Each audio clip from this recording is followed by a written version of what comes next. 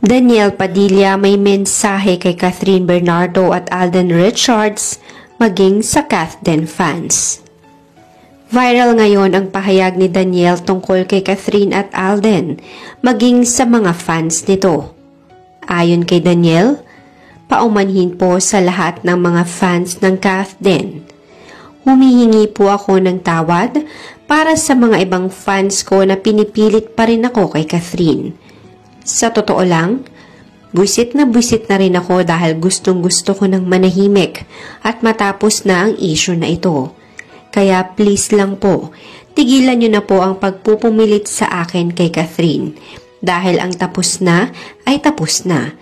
Salamat po at sana maunawaan ninyo ako dahil gusto ko na talagang matahimik at ang issue na ito. Ayon kay Danielle, gusto na niyang matahimik at hindi na maikonekta pa sa dating nobya na si Catherine. Masaya na ito para kay Catherine ngayon at ayaw na niyang madawit pa ang kanyang pangalan sa usaping Catherine at Alden. Ngayon nga ay pinagdiriwang ni Danielle ang kanyang 29th birthday.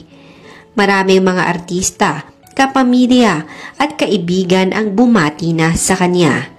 Kung matatandaan, nauna nang nagdiwang ng kaarawan si Danielle kasama ang mga children na cancer patients. Masayang-masaya ito na may pagdiwang niya ang kanyang kaarawan kasama ang mga batang ito. Sa ngayon, naghihintay tayo ng iba pang update para sa kaarawan ni Danielle ngayon at kung babatiin ba siya ng kanyang dating nobya na si Catherine. Sa ngayon, ayaw na ni Alden o ayaw na ni Danielle na maisama pa ang kanyang pangalan o maidikit sa pangalan ni na Catherine at Alden. Ayaw na rin niya na pag-usapan pa siya o ma-issue pa rito. Ayon nga kay Danielle, tapos na talaga sila ni Catherine Bernardo at wala naman nangyaring comeback. Lahat ng mga lumabas sa social media ng mga litrato at videos nila after ng breakup ay dahil lamang iyon sa kanilang trabaho at kailangan nilang gawin iyon dahil sa kanilang kontrata. Mayroon silang isinasaalang-alang trabaho na kailangan magampanan pa rin nila at hindi maapektuhan. Kaya ngayon, kinaklaro na ni Danielle na tapos na ang lahat sa kanila ni Catherine Bernardo at mukhang isang kumpirmasyon na nga sa kanya na malamang si Catherine at Alden ay nagkakamabutihan na ngayon.